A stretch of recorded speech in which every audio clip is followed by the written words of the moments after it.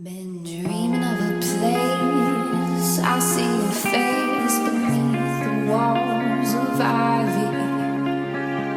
I've grown cold in winter's hold, I pray these walls will hide me. Ciao a tutti e ciao a tutte e ben arrivati in un nuovo video. Oggi voglio parlarvi di come lavare i capelli in modo naturale usando le farine.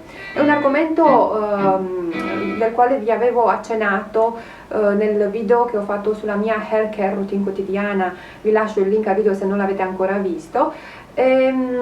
Visto che mi avete scritto, mi avete lasciato dei messaggi su YouTube oppure mi avete mandato dei messaggi via Facebook in cui mi chiedevate maggiori delucidazioni in merito a questo metodo, allora ho deciso di approfondire, anche perché è un metodo che devo dire io utilizzo ho scoperto da 4-5 anni fa all'incirca.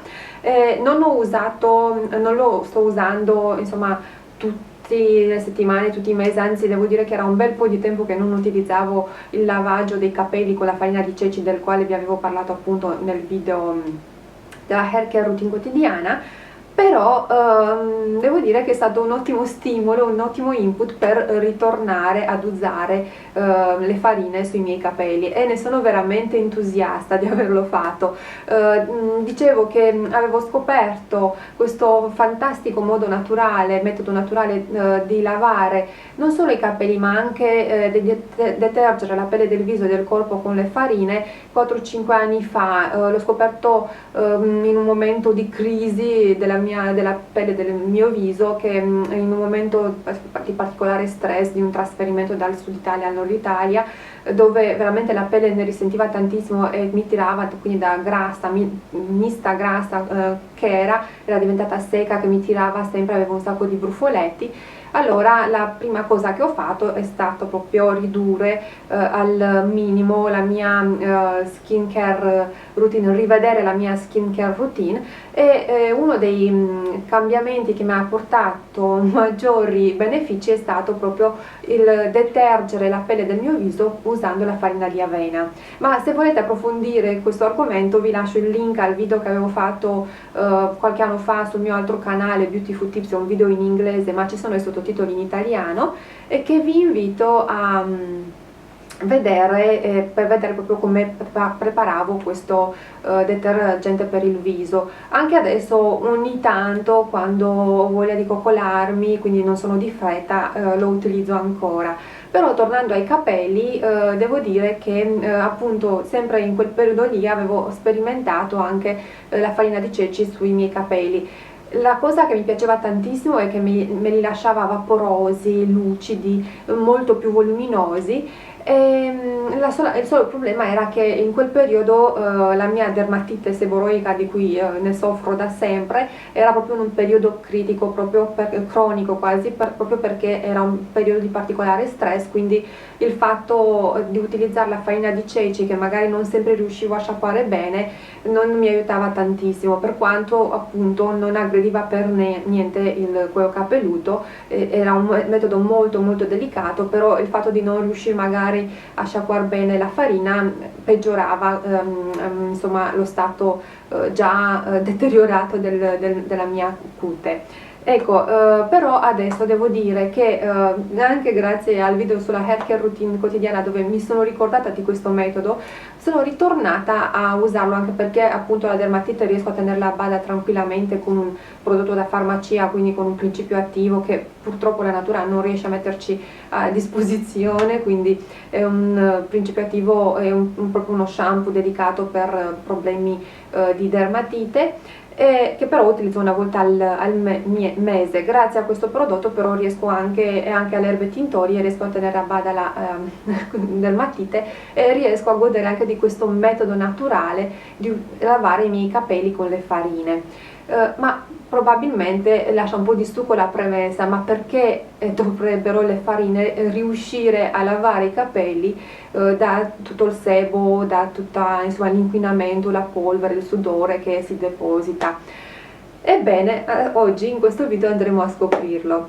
Prima di tutto va detto che non tutte le farine sono adatte per lavare i capelli, e Vi dico questo perché, per esempio, la farina di riso non è adatta da sola per lavare i capelli, però è un ottimo ingrediente da aggiungere alla pastella di farina che creeremo per fare un gommage sulla cute, un massaggio scrub che risulta molto delicato e che anzi io lo raccomando almeno una volta al mese per riuscire a rimuovere tutte quelle cellule morte, per ossigenare i bulbi piliferi e anche per stimolare la circolazione sanguigna, favorendone quindi la crescita dei capelli. Come farine indicate per il lavaggio dei capelli, diciamo che le più delicate sono le farine di cereali, quindi la farina di avena, di grano saraceno, la farina di miglio, mentre tra le più efficaci sono le farine di legumi, che sono le farine di ceci, la farina di soia, di lenticchie o di piselli.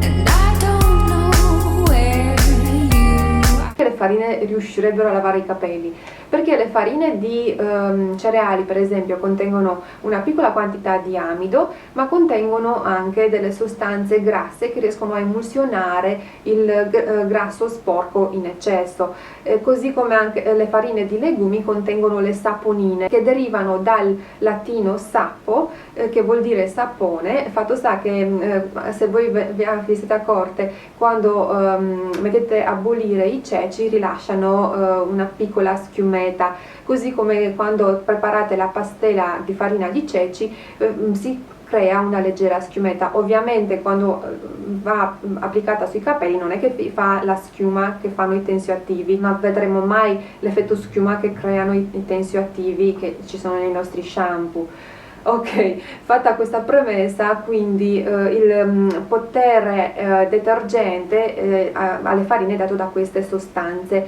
emulsionanti, mentre per i capelli che sono grassi, quindi sono particolarmente unti, utilizzare una farina con un ottimo potere assorbente come la farina di ceci vi lascerà stupite del risultato che otterrete sui vostri capelli. Devo dire che io rimango ancora sempre con la bocca aperta, cioè vado con i capelli che tipo non sono lavati da 3-4 giorni, quindi hanno le radici veramente unti, lo vedo, lo sporco, cioè proprio si vede che necessitano di essere lavati, e applicare la pappetta, la pastella di ceci sui capelli e poi sciacquarla via e vedere venire fuori questi capelli così veramente puliti, vaporosi, lucidi, voluminosi. Dici, ma com'è possibile con un ingrediente che veramente abbiamo tutti nella nostra dispensa riuscire ad ottenere questo risultato fantastico sui nostri capelli? Ebbene, è possibile, provare per credere.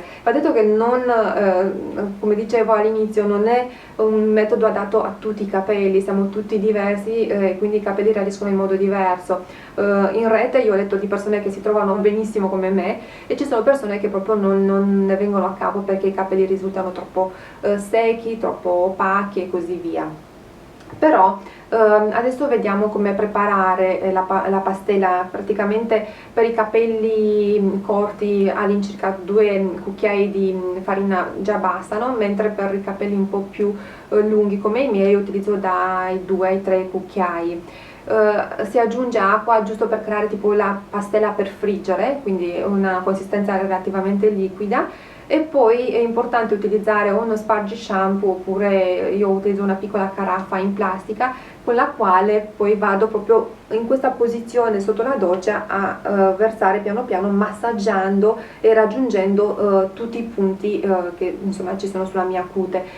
Questo massaggio dura all'incirca anche 5 minuti, quindi è una cosa molto delicata, anche rilassante se vogliamo. Non applico la pastella anche sulle lunghezze, anche perché solitamente le mie lunghezze non le noto così sporche come noto le radici, anzi devo dire che magari tengono un po' di più la piega quando utilizzo appunto la farina di ceci.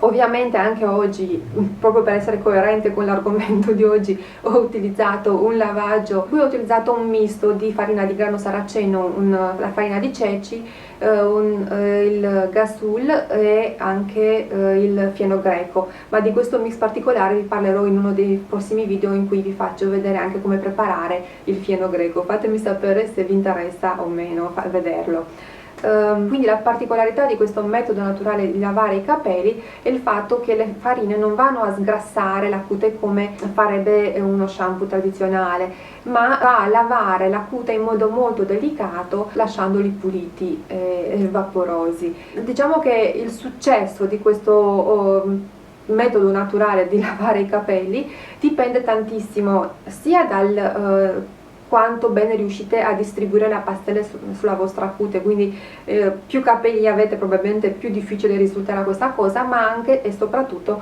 dal risciacquo. Bisogna assolutamente fare un risciacquo approfondito, più sono lunghi e tanti i capelli più magari sarà difficile.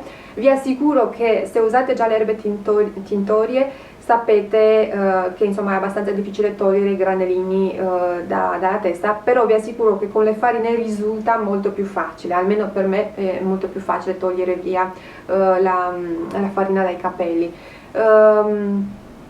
È importante utilizzare appunto sempre il risciacquo freddo alla fine e soprattutto un risciacquo acido. È importante questo, e ve ne ho parlato dell'importanza del risciacquo acido sui nostri capelli nell'ultimo video, vi lascio il link in caso appunto non l'avete visto. È importante usare un risciacquo acido sulle nostre lunghezze perché il pH della pastella di farina è lontana dall'essere acida. È quindi importante ristabilire il pH della cute e anche delle nostre lunghezze e chiudere le squame affinché poi i capelli risultino lucidi. Non l'ho specificato, ma per me è scontato che se avete i capelli lunghi oppure avete delle lunghezze che sono particolarmente secche, il balsamo è un must, anche perché appunto la farina è priva del condizionante che normalmente si trova nello shampoo tradizionale. Un altro aspetto di questa tipologia di lavaggio naturale è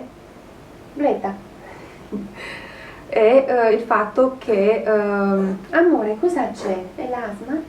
Cosa c'è amore? Dai, buona, buona amore, buona.